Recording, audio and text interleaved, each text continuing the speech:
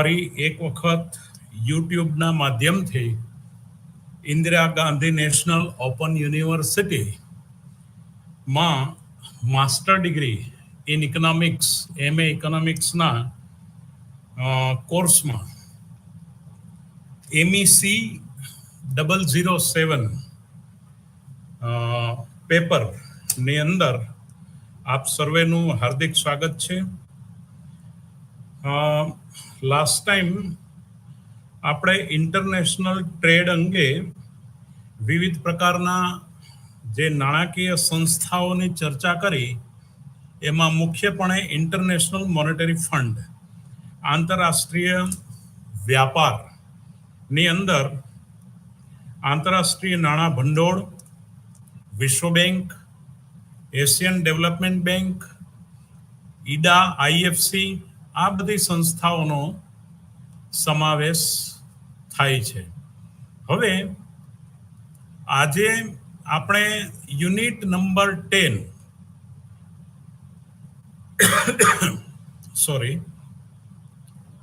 Unit 10 પ્રવેશ કરીશું. Unit 10 ની અંદર ઇન્ટરનેશનલ ડેપ્ટ and the role of the financial institutions, આ બધી જે નાણાકીય સંસ્થાઓ આપણે જોઈ એની ભૂમિકા શું છે. આંતરરાષ્ટ્રીય દેવું, કારણ કે અલ્પ વિકસિત અને વિકાસશીલ દેશો માટે મુખ્ય પ્રશ્ન દેવાનો છે.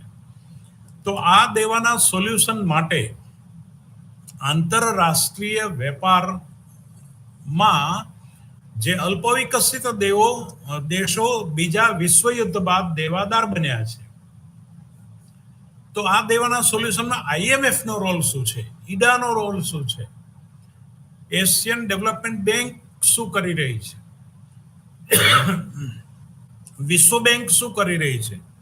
ગઈકાલે આપણે એનું સ્થાપના, એની બોર્ડ ઓફ ડિરેક્ટરી, એના કાર્યો, એનું બધું બંધારણ, માળખું, એ બધો પરિચય આપણે કમ્પ્લીટ લીધો. આ લોકોનો રોલ શું છે, ખાસ કરીને 1970 થી 80 ના દશકામાં શું કર્યું, 80 થી 90, પછી ગ્લોબલાઇઝેશન. કારણ કે ઇન્ટરનેશનલ ટ્રેડ, ધારો કે ભારતની પાસે દેવું વધતું જાય છે, ભારત પાસે 3 થી 4 રસ્તાઓ અલગ અલગ, કારણ કે ધારો કે આયાત જકાતો નાખવી તો આંતરરાષ્ટ્રીય વેપાર અવરોધાય. બીજા પક્ષે ભારતને આર્થિક વૃદ્ધિ, આર્થિક વિકાસ કરવો જ છે, વિશ્વને તમામ પોતાના સંસાધનો નો ઉપયોગ એકબીજા દેશોને થાય, એકબીજા દેશોને મદદરૂપ થાય એવી પણ ભાવના, વિશ્વ બંધુત્વની ભાવના પણ ડેવલપ કરવી છે, પોતાના દેશનું દેવું ઓછું કરવું છે. એટલે એક સાથે ઘણા બધા હેતુઓ સોલ્વ કરવા છે. તો એમાં આંતરરાષ્ટ્રીય નાણાકીય, દાખલા કે ગાડીમાં પૈડા જે છે પાછળ રોદા ના આવે એ માટે જમ્પર નાખીએ છીએ. જમ્પરનો રોલ શું છે કે જે રોદા ઓછા કરવા. એમ દેવાનું જે ડુંગરો ખડકાય છે એમાં કઈ રીતે રાહત આવે. આપણે ગઈકાલે જોયું, આંતરરાષ્ટ્રીય નાણાં ભંડોળ 0.5% વ્યાજના દરથી પણ માળખાગત સુવિધા માટે અલ્પ વિકસિત દેશોને લોન આપે છે. આમાં મુખ્યપણે એક મુદ્દો એ છે કે આ દેશો શું કરે છે. આ નાણાકીય સંસ્થાઓ 70 થી 80 એનો રોલ શું છે, 80 થી 90 પછી આપણે ગ્લોબલાઇઝેશન 1992 બાદ આર્થિક સુધારાઓ અપનાયા. બીજું આયાત અવેજીકરણ. તો આયાત અવેજીકરણમાં કેવા પ્રકારના સ્ટડી થયા છે, જે પણ સ્ટડી થયા છે, ક્રોસ સેક્શન ડેટા કે internal data of the countries, એમાં ક્રોસ સેક્શન ડેટામાં પણ એવું સાબિત થયું છે કે ભાઈ આયાત અવેજીકરણથી સરવાળે કોઈ પણ દેશને ફાયદો થતો નથી, જે તે દેશને એટલો ફાયદો થતો નથી, અને એની લેણદેણની તુલનામાં જે સુધારો થવો જોઈએ, લેણદેણની તુલનામાં સુધારો થવો અને આર્થિક વિકાસ થવો, આ બધી વાત વળી આ બધી બાબતોના પરિચયમાં આપણે આમાં ખાસ કરીને આ બધી વાતો, કારણ કે વિકાસ કરવો છે, ભારતે પણ વિકાસ કરવો છે, ભારતે અમેરિકા બનવું છે, ભારતે એનથી પણ આગળ વધવું છે. તો બીજા દેશો જે છે એ કઈ રીતે, એમાં આંતરરાષ્ટ્રીય નાણાકીય સંસ્થાઓ એટલે આંતરરાષ્ટ્રીય નાણાં બજાર કેવું છે અને એનું એક્સટર્નલ ડેપ્ટ ઓફ ડેવલપિંગ કન્ટ્રીઝ, એનું બાહ્ય દેવું કેવું છે. આપણે લર્નર બુકાનનના પેલા પબ્લિક ફાઇનાન્સમાં આપણે જાણીએ છીએ કે બાહ્ય દેવું એ દેવું ગણાય ન ગણાય, એનું ટેન્શન લેવું જોઈએ, એ બર્ડન છે કે નથી, એ બધી લર્નર બુકાનનની અંદર એ પબ્લિક ફાઇનાન્સને લગતો પોઈન્ટ છે. અહીંયા આપણે જે વિચારવાનું છે એ અલ્પ વિકસિત દેશો એના બાહ્ય દેવામાં ખાસ કરીને the increased participation organized during the late 60s and boomed after 1973.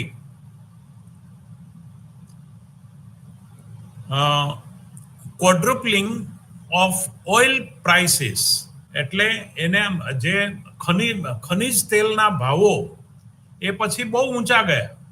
એટલે બે ગ્રુપ છે વિશ્વની અંદર. એક તો so called middle income developing countries, oil exporting, તેલની નિકાસ કરતા મધ્યમ વર્ગીય વિકાસશીલ દેશો એક,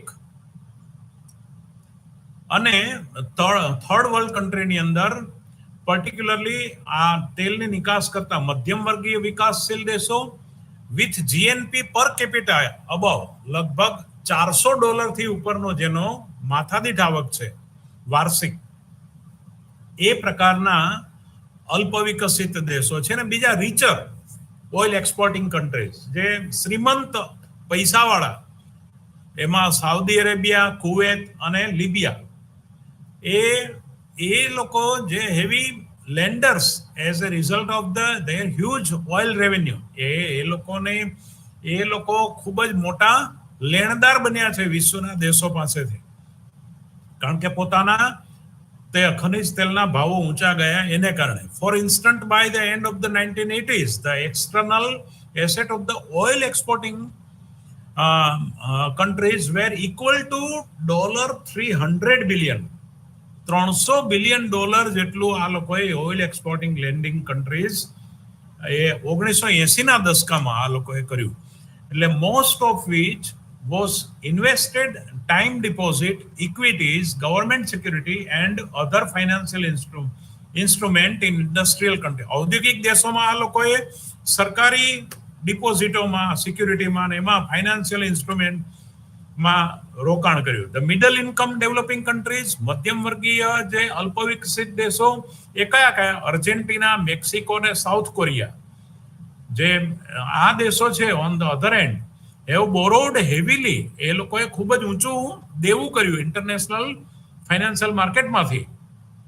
એટલે આ પ્રકારની પરિસ્થિતિ ઊભી થઈ. We should also mention that for low income developing countries, નાના ઓછી આવકવાળા જે અલ્પ વિકસિત દેશો, access to international financial market has remained quite limited with official development assistance through loans and grants from the government and official organization in industrial countries remaining the most important source of the external capital. એ લોકોને બાહ્યગત મૂડીનો આ મોટો ભાગ થઈને રહે છે. એટલે આની અંદર જે અલ્પ વિકસિત દેશો, ખાસ કરીને ધ 8th કન્ટ્રી એટલે Argentina, Brazil, chilli, Mexico, Peru, Philippines, South Korea, Thailand, it's account for more than 75% of external bank debt of the non-oil developing countries. એટલે કે જે બિન તેલ ઉત્પાદકી અલ્પ વિકસિત દેશોના 75% જેટલું એક્સટર્નલ બેંક એટલે કે બહારની બેંકોનું દેવું આ લોકો પાસે હતું. Now, spilling external debt of developing countries has raised serious concern about the possibility of default. આ લોકો default થાય. These debt and of the ability of the heavily indebted countries to finance even the scheduled interest payment on the debt. એટલે કે હવે આનું જે વ્યાજ ઉમેરવાનું થાય, વ્યાજ આપી દે તો એ ઘણું બધું ગુમાવે ને પછી વળી પાછું દેવું તો ઊભું જ રહે. અલ્ટિમેટલી ઓગસ્ટ 1982માં મેક્સિકો અનાઉન્સ્ડ મોરાટોરિયમ એટલે કે short term deferring and debt repayment, and within quick span other severely indebted country came almost the bank defaulter, brink of defaulter. એટલે 1982 આ લોકોનું આ ડિફોલ્ટર થયા પછી the debt crisis came into the surface, એટલે સપાટી પર આખું આ દેવું આખું સપાટી પર આવી ગયું 1982 ઓગસ્ટની અંદર. is termed as a developing countries not crisis decades. એટલે કે આ જે છે આ દસકો અલ્પ વિકસિત દેશો માટે દેવાની કટોકટીનો દસકો કહેવાયો. હવે આમાં આ પ્રકારનું મેં તમારી આગળ પશ્ચાત ભૂમિકા રજૂ કરી. હવે એમાં role and functions of the external ડેપ્ટ એન્ડ ડેવલપિંગ કન્ટ્રી, એટલે એકચ્યુઅલી સમીકરણની રીતે જો આપણે મૂકીએ તો current account deficit CAB, current account deficit is equal to total capital inflow, કુલ મૂડી જે દેશની અંદર આવી રહી છે, plus reduction in international reserve. આપણી પાસે જે ડોલરનો જથ્થો હોય એમાં કેટલો ઘટાડો થયો છે એ વત્તા બહારથી મૂડી કેટલી ઇનફ્લો થઈ છે દેશમાં આવી છે એ બેનો સરવાળો કરો એટલે તમને કેપિટલ એકાઉન્ટ ડેફિસિટ મળે. હવે આમાં finance through the capital flow and or through the losses of international reserves, gold, SDR, આ બધું exchange reserves, given a certain CAB deficit, external borrowing can provide capital inflow required to finance an in deficit without the central banks. દેશની જે મધ્યવર્તી bank હોય દરેક દેશની, દાખલા કે અમેરિકામાં ફેડરલ રિઝર્વ સિસ્ટમ, આપણે ત્યાં રિઝર્વ બેંક ઓફ ઇન્ડિયા, તો એ લેવલ ઓફ ઇન્ટરનેશનલ રિઝર્વ ડિક્લાઇનિંગ, આ આંતરરાષ્ટ્રીય રિઝર્વ જે હતી ડોલર ને એ બધું એ વધારાનું ડિક્લાઇન થયું, આપણું ઘટ્યું. Actually, the old shocks of 1973 to 74 and of 79 to 80, એટલે 73 થી 74 અને 79 થી 80, both led to sudden huge increase in the current account deficit. આ વર્ષોમાં ખૂબ મોટા પાયે ચાલુ ખાતાની ખાધો જોવા મળી અને પરિણામે year immediately following the oil shocks, overall losses of international reserves were clearly observed. એટલે કે આ આંતરરાષ્ટ્રીય રિઝર્વમાં તળિયું આવવાનું સ્પષ્ટ દેખાયું ગયું. એટલે 1975 ની અંદર right after the oil shock 1973-74, current account deficit oil importing developing countries were more than triple the amount international reserve, triple amount they were in 1973. 73 માં હતું એના કરતા 75 માં 3 ગણું વધી ગયું અને એ દેવું વધી ગયું અને 1978 ની અંદર એ વળી પાછું એ વધતું ગયું. તો losses of international reserves during period of 1976-78, અને તમને આંકડો જાણીને નવાઈ લાગશે, in 78 there was a net accumulation એટલે ચક્રવૃદ્ધિ વ્યાજ ને બધું ગણો of reserves equal to $21.2 billion. 1978 નો ફિગર છે, $21.2 billion પર પહોંચ્યું. Now in conclusion, during the 1970s, the external indebtedness increasing financial current account deficit of the developing countries. Clearly, this was one of the major question regarding the role of the external debt in developing countries. એટલે આ એક બહુ મોટો પ્રશ્ન છે. હવે ઇક્વેશનની રીતે, અર્થશાસ્ત્રીની રીતે આપણે એનો અભ્યાસ કરીએ તો CAB deficit, current account deficit is equal two, હવે આપણે જાણીએ છીએ macro economics equation y equal to C plus I plus G. તો C plus I plus G minus YN, IN plus CN plus GN, મૂડીરોકાણ ખર્ચો વત્તા વપરાશી ખર્ચો વત્તા સરકારી ખર્ચો દેશનો અંદરનો માઇનસ દેશની ટોટલ રાષ્ટ્રીય આવક, એ બાદ કરો એટલે તમને ચોખ્ખો વિદેશી વેપાર મળે. વિદેશી વેપારમાં જો એક્સપોર્ટ ઓછી હોય, ઇમ્પોર્ટ વધારે હોય તો ઓટોમેટિક CAB ડેફિસિટ તમે જોઈ શકો. કુલ રાષ્ટ્રીય આવક ખુલ્લા અર્થતંત્રની, એમાંથી બાદ દેશની આંતરિક GDP કરો એટલે ઓટોમેટિક તમને CAB એકાઉન્ટ ડેફિસિટ મળે. તો એમાં હવે પાછા IN ના બે પ્રકાર, IN અને ING. IN એટલે investment of private sector plus investment of government sector. એ બંનેનો સરવાળો કરો ત્યારે તમને ટોટલ ઇન્વેસ્ટમેન્ટ મળે. કન્ઝમ્પશનમાં પણ સરકાર એક બાજુ ખર્ચ કરી રહી છે, એક બાજુ ખાનગી લોકો ખર્ચ કરી રહ્યા છે. તો CN plus CNG minus YN એટલે IN plus ING plus CN plus CNG government expenditure plus private expenditure, government investment plus private investment, આ બધાનો સરવાળો એ રાષ્ટ્રીય આવકમાંથી બાદ કરો એટલે તમને CAB total domestic investment minus total domestic savings કરો એટલે ઓટોમેટિક CAB ડેફિસિટ તમને મળી જાય.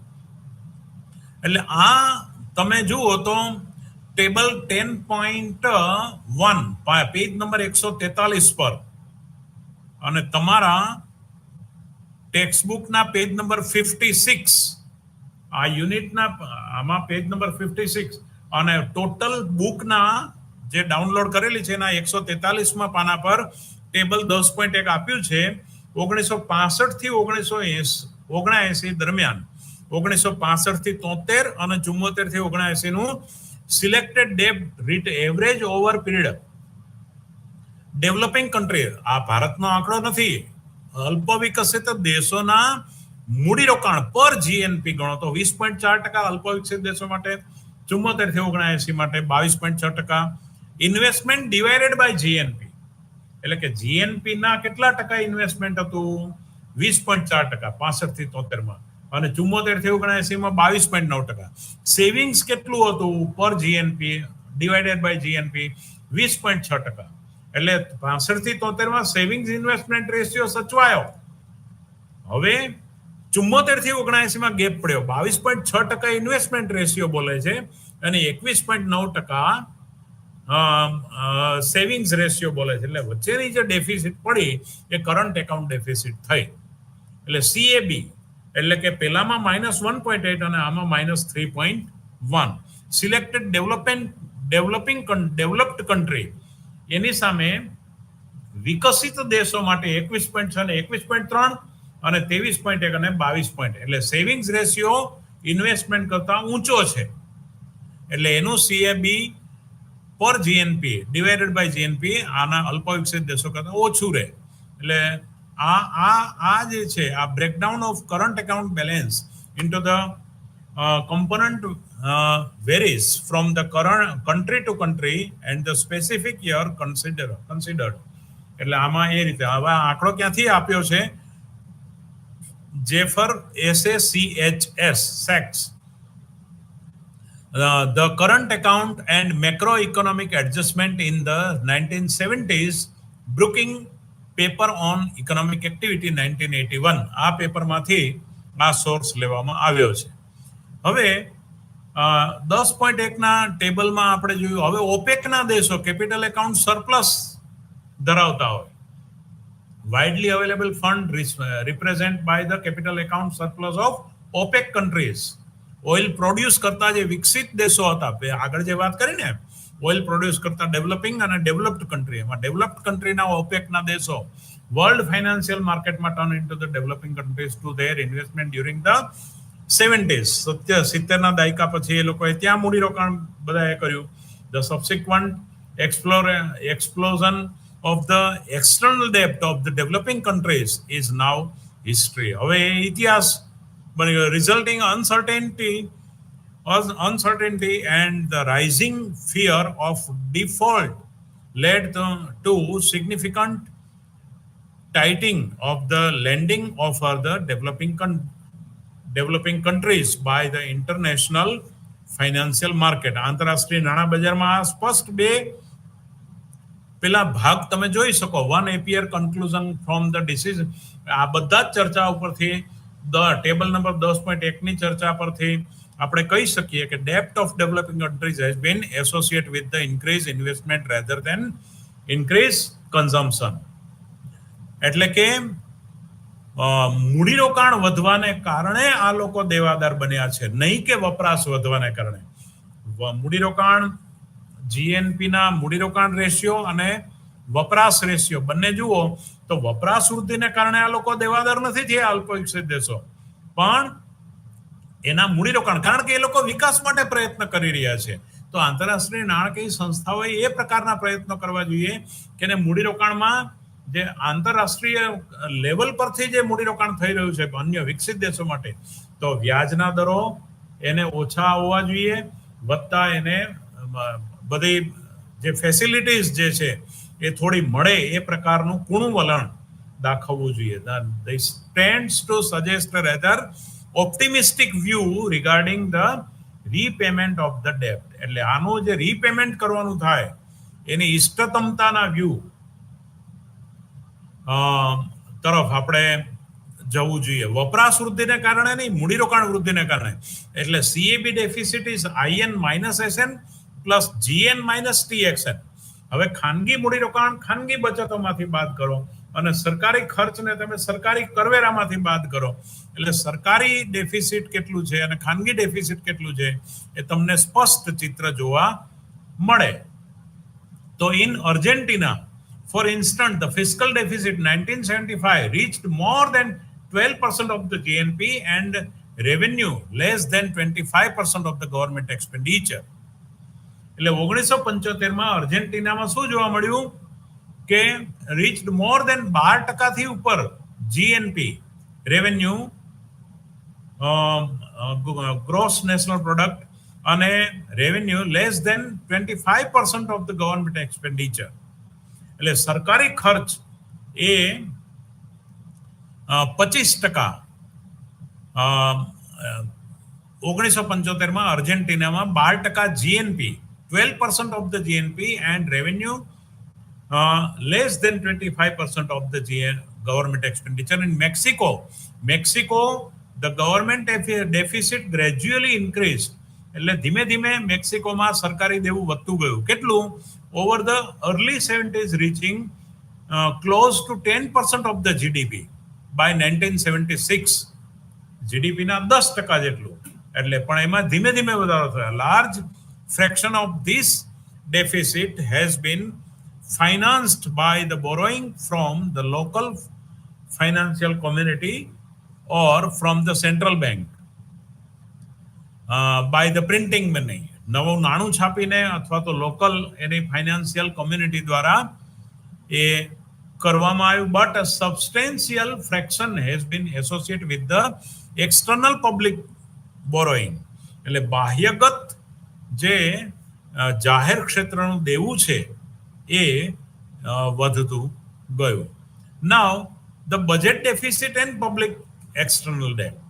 એટલે કે સરકારનું બજેટ ડેફિસિટ કેટલું છે, અંદાજપત્રીય ખાધ, અને પબ્લિક એક્સટર્નલ ડેટ જાહેર બાહ્ય દેવું કેટલું છે એને 10.4 પેજ નંબર 146 પર તમારી બુકમાં એની પણ ચર્ચા કરી છે.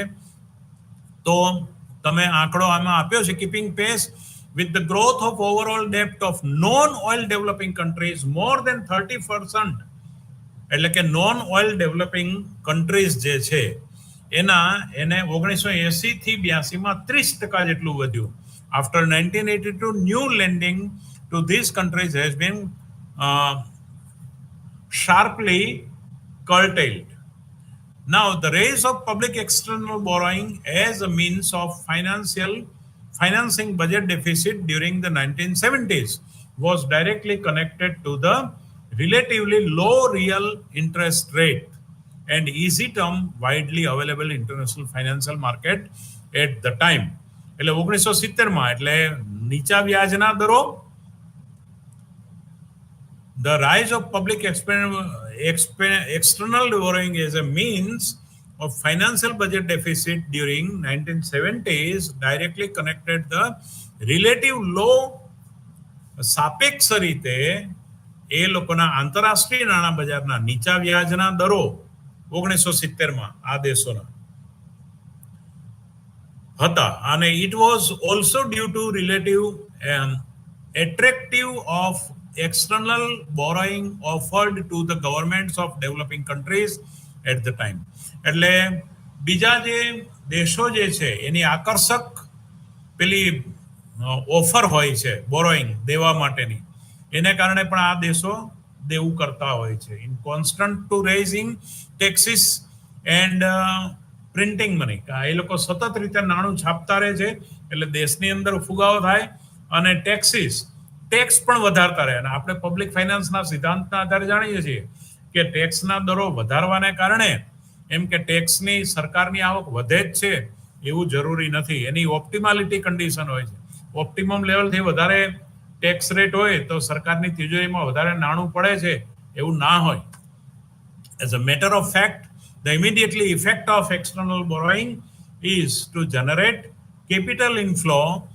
એટલે કે જે આ ઇફેક્ટ ઓફ એક્સટર્નલ બોરોઈંગ, બાહ્યગત દેવું વધવાને કારણે કેપિટલ ફ્લોઈંગ જે છે વિકાસશીલ દેશોમાં વધ્યું.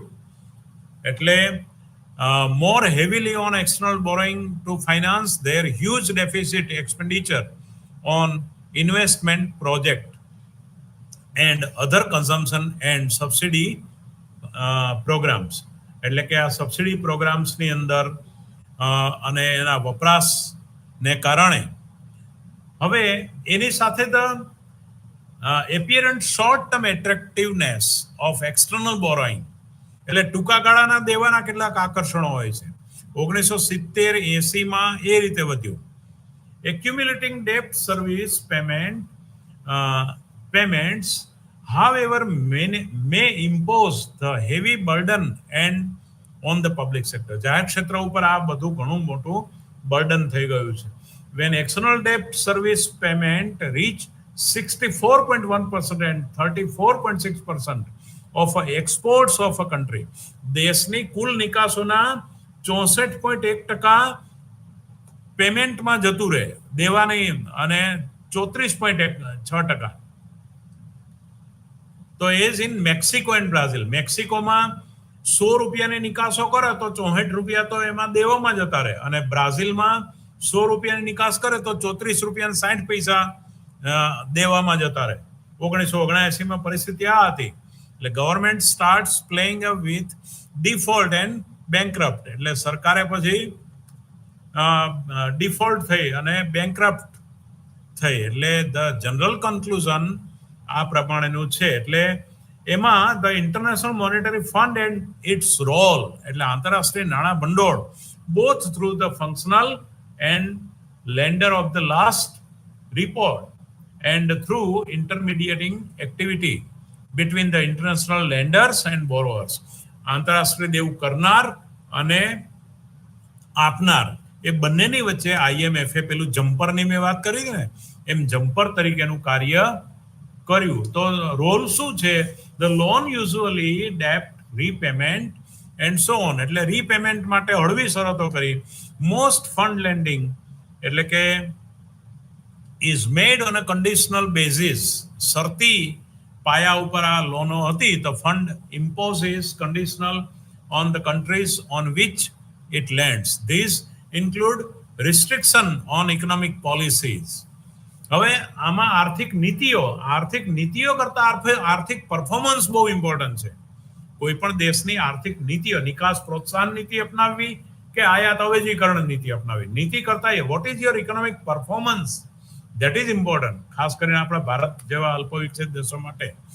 Like a reduction in government budget deficit or monetary contraction that are deemed by many to be undue foreign intervention in the countries involved, particularly in the LDCs, which represent a substantial portion of the issue of conditionality has strong political connotations, especially in light of the countries.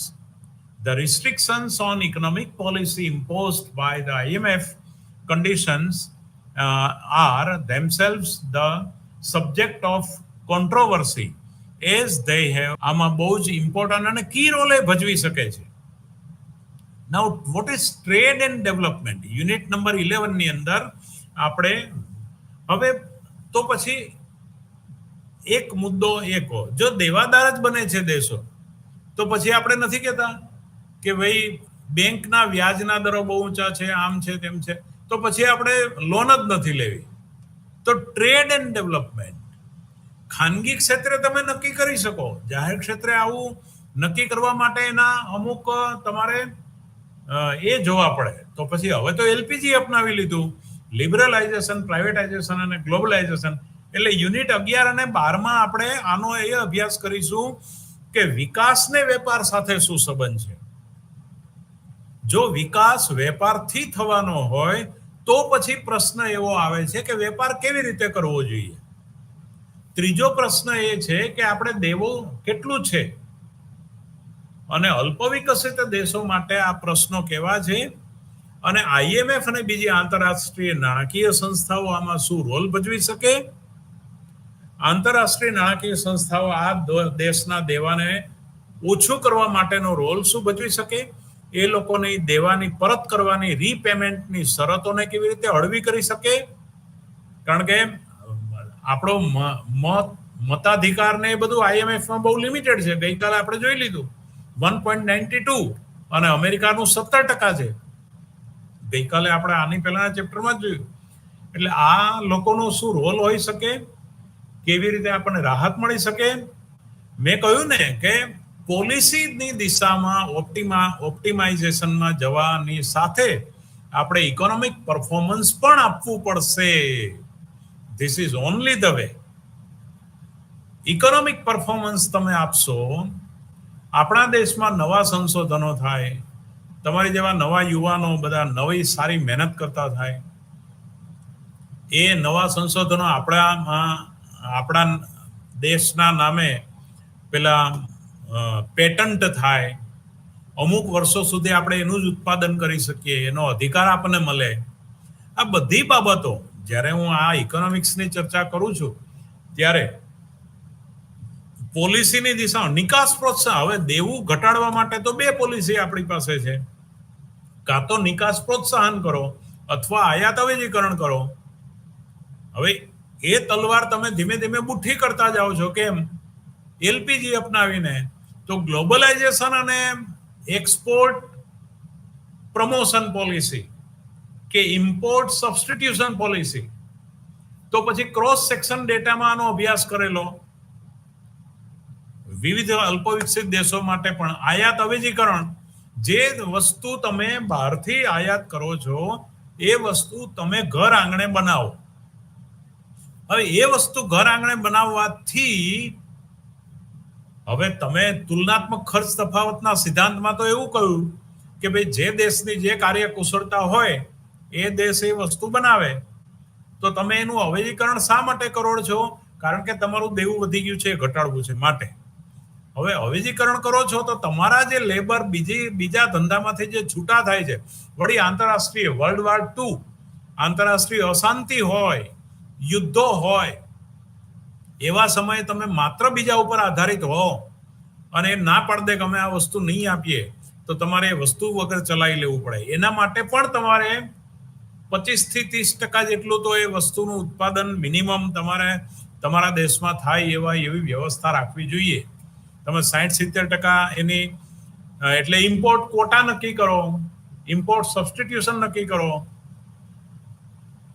આયાત અવેજીકરણ, આયાત પરિમાણ નક્કી કરો કે આટલું આપણે આયાત કરીશું, બાકીની આટલી આપણે આયાત અવેજીકરણ દ્વારા ઘર આંગણે ઉત્પાદન કરો. કારણ કે વિશ્વ યુદ્ધો, ઘણી વખત યુદ્ધોને કારણે અમુક દેશો તમને વસ્તુ આપવાની ના પાડી દે પોતાની, તો એ વખતે શું? તો ટ્રેડ એન્ડ ડેવલપમેન્ટ, આ વિવિધ પ્રકારના પાસાઓથી આપણે નવા રિસર્ચ, એના ચેન્જીસ, એના ટ્રેડ પોલિસીઝ મિડ 60s ના છે. તમારી ટેક્સ્ટબુકમાં પેજ નંબર 150 પછી 51 થી માંડીને 60, 65, 70, 170 પાના સુધી આ બધી વસ્તુઓની ચર્ચા કરી છે. એ તમે શાંતિથી જોઈ શકો. આપણે એને ઝડપથી જોવાના પ્રયત્ન કરીએ. આનું ઓબ્જેક્ટિવ કયું છે? રેશનલાઇઝ ઇમ્પોર્ટ સબસ્ટિટ્યુશન ઇન્ડસ્ટ્રી સ્ટ્રેટેજી. હા, તમે અમુક લાંબા ગાળા સુધી આયાત અવેજીકરણ કરો ને શ્રમિકોને અમુક વર્ષો સુધી એમાં તમે રહેવા દો, તો પછી એનું એક્સપર્ટાઇઝેશન એમાં વધતું જાય. મેડિકલ ટ્રીટમેન્ટનું પણ હું તમને ઉદાહરણ આપીશ. મેડિકલ ટ્રીટમેન્ટ માટે ફોરેનથી લોકો અહીંયા આવે. હવે બહારના ડોક્ટરો જે છે, કારણ કે એ ટ્રીટમેન્ટ ત્યાં મોંઘી પડે છે, વળી ઝડપથી એ ટ્રીટમેન્ટ ત્યાં થઈ શકતી નથી. આ બધી વસ્તુઓ જે છે, અમુક જે છે એ રેશનલાઇઝડ ઇમ્પોર્ટ સબસ્ટિટ્યુશન ઇન્ડસ્ટ્રીયલાઇઝેશન સ્ટ્રેટેજી, એટલે કે આયાત અવેજીકરણની વ્યૂહરચના, એનો તર્ક કયો છે? એના જે દેશોના અભ્યાસ થયા છે તો એ ખર્ચાળ છે. આયાત અવેજીકરણ લાભદાયી છે એવું માનશો જ નહીં. એવો અભ્યાસ બધા ક્રોસ સેક્શનમાં દરેક અલગ અલગ દેશોનો અભ્યાસ કર્યો છે.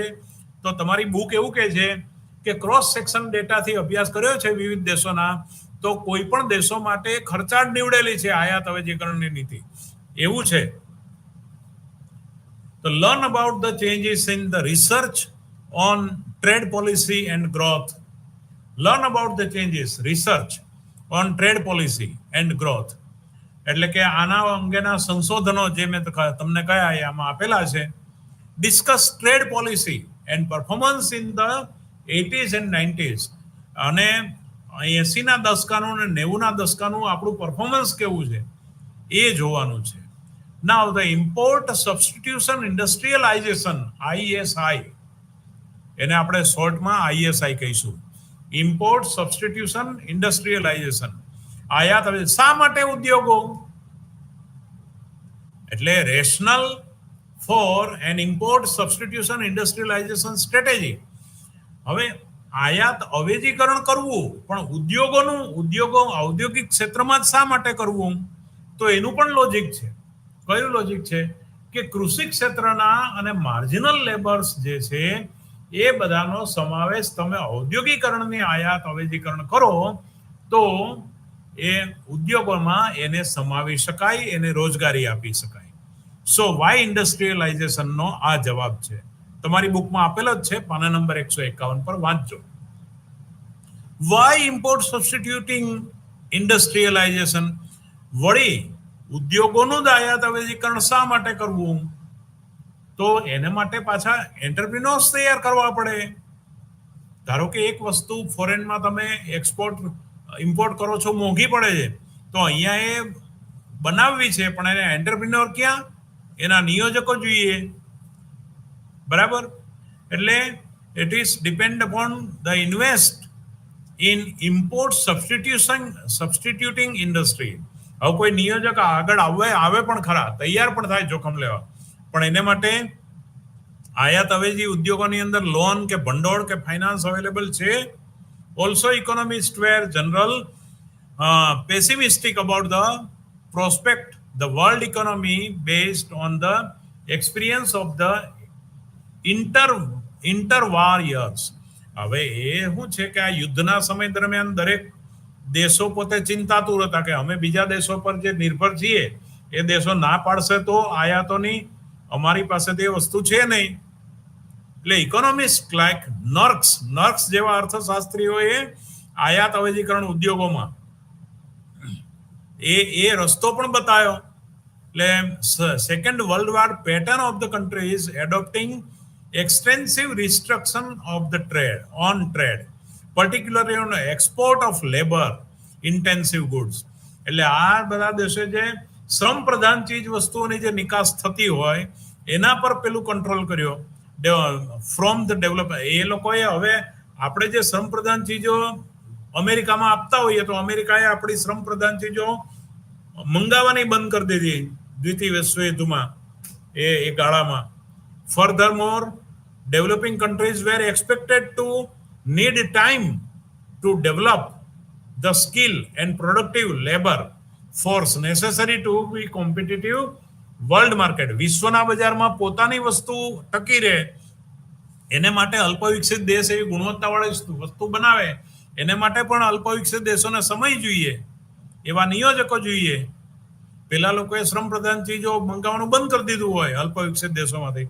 For all these reasons, many economists recommend the adoption of ISI strategy for development. વિકાસ માટે આયાત અવેજીકરણની નીતિ અપનાવો એવું ઘણા નર્ક્સ સહિતના ઘણા અર્થશાસ્ત્રીઓએ આ સજેસ્ટ કરી, રેકમેન્ડ કરી પોલિસી. એટલે appropriate tools for implementing an ISI strategy. હવે એનો પ્રોપર સાધન કયું છે? યુનિટ 4માં પણ મેં તમને વાત કરી હતી.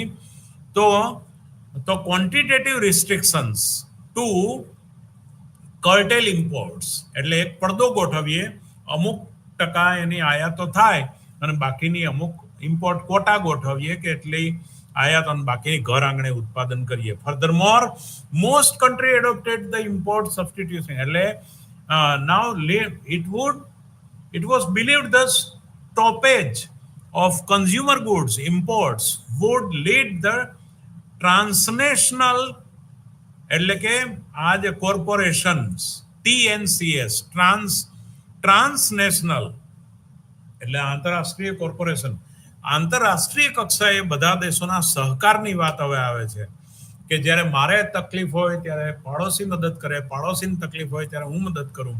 એટલે બીજા દેશો જે છે એ જે તે અલ્પ વિકસિત દેશોને વિકસિત દેશો મદદ કરે.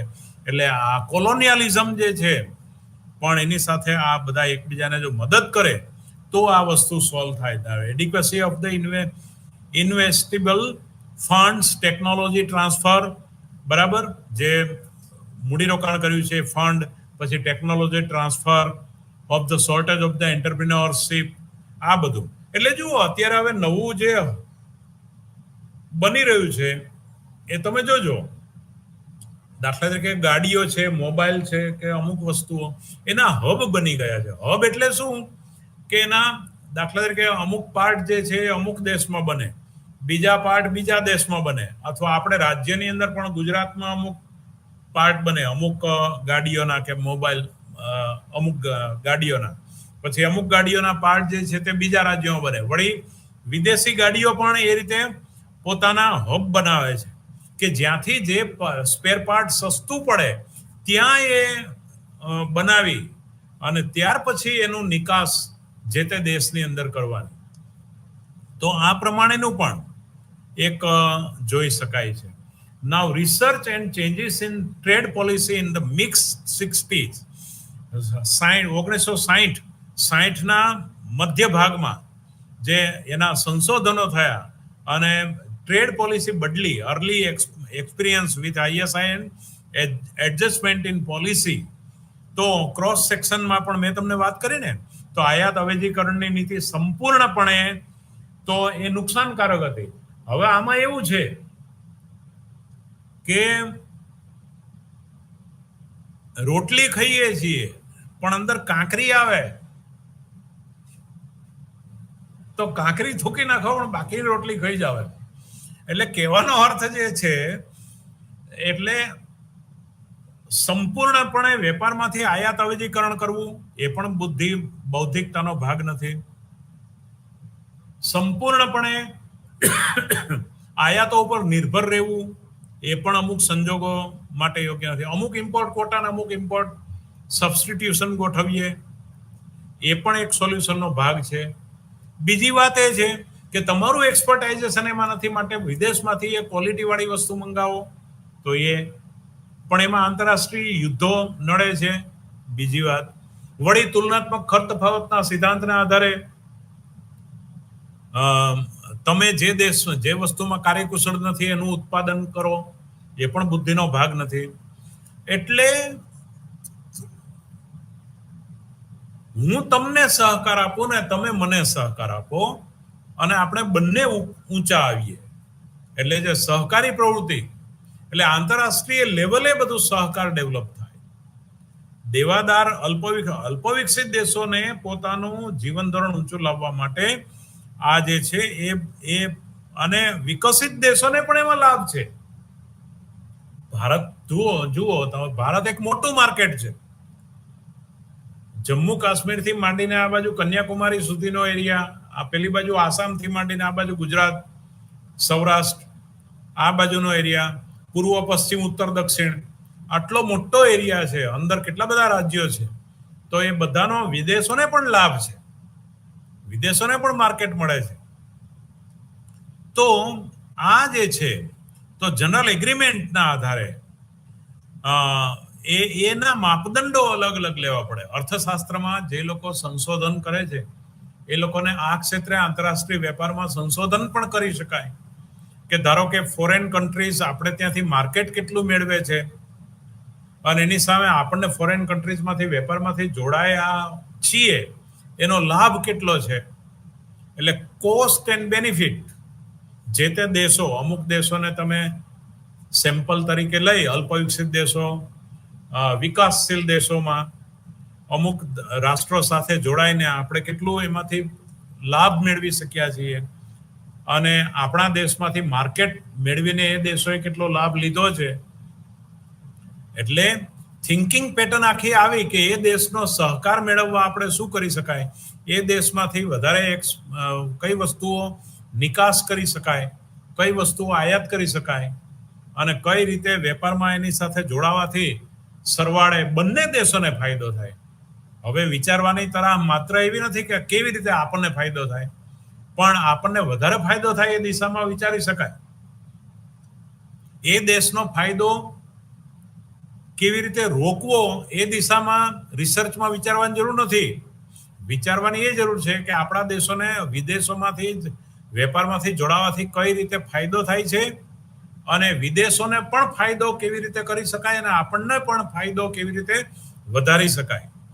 એટલે આ બધી વસ્તુઓ જે છે રિસર્ચ લેવલ પર તમે જોઈ શકાય અને કરી શકાય. એટલે other countries adjust their policies. Many countries, mainly Korea, Taiwan, Singapore, Hong Kong, in East Asia, and Brazil and Colombia, used the exchange rate to encourage export. એટલે આ બધા દેશો નિકાસને પ્રોત્સાહન માટે એન્કરેજ કરી રહ્યા છે પોતાના દેશમાં. These countries were able to successfully increase their export earning and achieve a high rate of growth of GDP. એ લોકો એમાં સક્સેસ પણ ગયા છે નિકાસ પ્રોત્સાહનમાં અને એ લોકો પોતાની જીડીપીમાં પણ ઘણો વધારો કરી શક્યા છે. Number of the other countries sought to soften the basic bias against export of their import substitution policy by using the variety of subsidies to encourage export. એટલે એની જે સબસિડી છે એનો પણ ઉપયોગ કરે નિકાસને પ્રોત્સાહન કરવા માટે. In some cases, policies fluctuations between the period of relatively liberal policies and period of relatively more restrictive policy, વધારે બંધનવાળી. For instance, India had carried out a policy reforms in mid 60s in which it had removed many of the subsidy. 1960 પછી અડધા દશકામાં આપણે ઘણી subsidy ઘટાડી દીધી અને જકાતો પણ લેવિડ અને instead devalued. It was believed as Bhagwati states that such a move would provide clearer signal to investors, as otherwise the plethora of scheme made the calculation of the overall effect of difficult. But because of the poor rainfall, export એ વખતે પડી પાછું વરસાદ ઓછો પડ્યો એટલે export did not increase immediately. નિકાસો વધી નહીં. Also the aid promised to finance the initiative initially higher balance of payment deficit after liberalization did not materialize. Soon the trade regime again became restrictive. વળી પાછું બંધનવાળું થયું. And because of cutback in aid, એટલે કે જે વિદેશી મદદ more restrictive than, એટલે એ લોકોએ વળી પાછી કડક શરતો કરી than it had been earlier. પહેલા હતી એના કરતા વધારે કડક કરી. કેમ? તમે નિકાસોનું પરફોર્મન્સ તો બતાવી ના શક્યા વરસાદ હળવો પડવાને કારણે. એટલે આ 60s ના અડધા દશકામાં આ અનુભવ થયો. ત્યાર પછી research on trade policy and growth. એટલે ISI પોલિસી જે છે એ ક્રોસ સેક્શન ડેટામાં પણ નિષ્ફળ નીવડી. Later in the 90s analyze try to correlate the policy growth GDP. Now export performance and growth. તો export performance માં ખાસ કરીને તમે જુઓ કે નિકાસ પ્રોત્સાહન, Warner defined an economy to be closed if it satisfy any one of the 5 condition. એટલે SACHS, સચાસ એન્ડ વાર્નર એ લોકોએ 5 શરતો કહી. an average tariff rate greater than 40%, સરેરાશ જકાત દર 40% કરતા ઉપર હોવો જોઈએ. નોન ટેરિફ બેરિયર્સ NBTs એટલે કે બીજા જે જકાત સિવાયના covering more than 40% of the product lines, ઉત્પાદનના જે આપણા ઉત્પાદન રેખાઓ જે આપણી છે એ નોન ટેરિફ બેરિયર્સ 40% થી વધારે હોવા જોઈએ. Now socialist system of the production, ઉત્પાદનની સમાજવાદી પદ્ધતિ, આ ત્રીજી શરત. ચોથી શરત સ્ટેટ મોનોપોલી ઇન ટ્રેડ, એટલે કે ઇજારો જે છે વેપારમાં થોડો ઘણો આપણો ઇજારો ક્રિએટ કરવો પડે વિદેશમાં, જેમ કે કચ્છી ભરત છે એ બધી વાત. A black market premium for the exchange rate of more than 20%, either in 70s or in 80s. 70 અથવા 80 ના દાયકા કરતા black market premium for exchange rate of more than 20%, they find significant relation between the openness and economic growth. આ 5 શરતો પછી ખુલ્લા અર્થતંત્ર અને આર્થિક વિકાસની આપણે પહેલ કરી શકીએ. નાઉ the dollar use is an index of real exchange rate distortion and its variability to denote trade policy. Recall from આપણે યુનિટ 4 માંથી આ વાત શીખ્યા છે. Now Edward follows the alternative strategy of using many indicators showing that એડવર્ડે ઘણા નિર્દેશકો આપ્યા, એ ખાસ કરીને 9 ફટાફટ હું કહું છું. Sachs and Warner index number 1. Number 2, world bank subjective classification of trade strategies in WDR 1987, જે વિશ્વ વિકાસનો રિપોર્ટ છે, વર્લ્ડ ડેવલપમેન્ટ રિપોર્ટ 1987 એ વર્લ્ડ બેંકના સબ્જેક્ટિવ ક્લાસિફિકેશન કરવા. નંબર 3, એડવર્ડ લર્નર્સ 1988, એડવર્ડ લર્નરનું openness index built on the basis of the average residual from regression of the trade flows. એટલે કે આ જે મેં તમને રિસર્ચની વાત કરી ને, તો રિસર્ચમાં આ બધા ક્રાઇટેરિયા તમે થોડા લઈ શકો.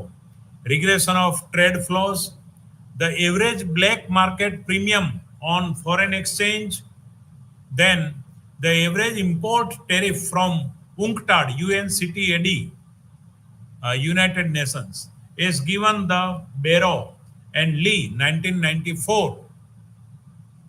Number 6, the average coverage of NTBs also from UNCTAD, UNCTAD, from through Barrow and Lee.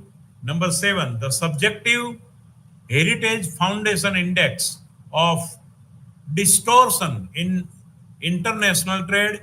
Number 8, ratio of total revenue from trade taxes to total trade. Number 9 is Holger Wolff's regression based index of import distortions in 1985.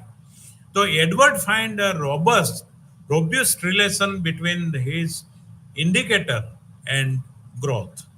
But Roderick and Rodriguez RR find statistical and conceptual shortcoming with these analysis. For instance, when the variable are used independently, only state monopoly and black market premium on exchange rate of the Sachas and Warners study insignificant and not the other. But neither of these variable is closely related to trade policy. This shows that the state monopoly in the almost synonyms with dummy variable for sub-Saharan Africa. Similarly, as soon as they introduce regional dummies, the variable distortion becomes insignificant, which suggests the result within distortion may be spurious and reflect omitted regional factors. એટલે આ બધા research લેવલની વાત છે અને એ પણ R&R ની પણ વાત તમે લઈ શકો. નાઉ ટ્રેડ પોલિસી એન્ડ એફિશિયન્સી 1978 ની પણ અત્યારે અહીંયા ચર્ચા તમારી બુકમાં ખૂબ સરસ રીતે આપી છે. Now the trade policy and productivity growth. આ ટ્રેડ પોલિસીથી જે પ્રોડક્ટિવિટી ગ્રોથમાં પણ એની ઇફેક્ટ થઈ રહી છે. Trade policy and performance in 80s and 90s, 80 અને 90ના દશકામાં એની શું અસરો થઈ, એટલે અહીંયા સુધી આપણે આ ચર્ચા આ યુનિટમાં રાખીએ છીએ. તમારા પેજ નંબર 160 થી આપણે નેક્સ્ટ લેક્ચરમાં આની ચર્ચા કરીશું. Globalisation, is it desirable? હવે આ પ્રશ્ન પૂછવાનો અને એનું સોલ્યુશન મેળવવાનો ટાઈમ પાકી ગયો છે કે ગ્લોબલાઇઝેશન ઇટ ઇઝ ડિઝાયરેબલ. શું વૈશ્વિકરણ ઇચ્છનીય છે? પોવર્ટી, ઇન્કમ ડિસ્ટ્રીબ્યુશન, એટલે ગ્લોબલાઇઝેશન ને પોવર્ટી ને શું સંબંધ છે? ગ્લોબલાઇઝેશન થી ઇન્કમ ડિસ્ટ્રીબ્યુશન પર કઈ અસરો થાય છે? આ બધા જ મુદ્દાઓની ચર્ચા આપણે એટલે નેક્સ્ટ લેક્ચરમાં ખૂબ સુંદર રીતે આને વણી લઈશું. અને ત્યાર પછી trade in primary commodities issues, પ્રાથમિક વસ્તુઓનો વેપાર એક ઇસ્યુ, એની ચર્ચા પણ આપણે યુનિટ નંબર 12માં કરીશું. વિદ્યાર્થી મિત્રો, ખૂબ થોડી ચર્ચા આ વખતની છેલ્લા આ લેક્ચરના ઉત્તરાર્ધ ભાગમાં મેં થોડી રિગ્રેશન બેઝડ અને થોડી મેથેમેટિકલ બેઝ અને થોડું ઇન્ડેક્સ બેઝ જે 7-8 ક્રાઇટેરિયા આપ્યા એ થોડા રિસર્ચ લેવલની ચર્ચા કરી છે. વિદ્યાર્થી મિત્રો, એ સમજાય થોડું વારંવાર સાંભળી અને સમજાવવા પ્રયત્નો કરી અને તમે એને સમજવા પ્રયત્ન કરજો. થોડું હાર્ડ લેંગ્વેજથી ઉત્તરાર્ધમાં આપણે થોડું વધારે એનું એનાલિસિસ કરવા પ્રયત્ન કર્યો છે, પણ એને સમજાવવા પ્રયત્ન કરજો. થોડું તમારી ટેક્સ્ટબુકમાં પેજ નંબર 150 to 164 ની વચ્ચે આ બધું જ આપેલું છે. અને પાના નંબર જે આ યુનિટના 11મા યુનિટના પાના નંબર 1 થી 19, 20માં પાના સુધી આ ચર્ચા કરી છે એ તમે જોઈ શકશો, વાંચી શકશો. સાથે સાથે આપણી ચર્ચા પણ સાંભળજો. વિશેષ મેં બને એટલો ન્યાય આપવા પ્રયત્ન કર્યો છે. કંઈ પણ ક્ષતિ રહી ગઈ હોય તો ક્ષમ્ય ગણશો. Thank you.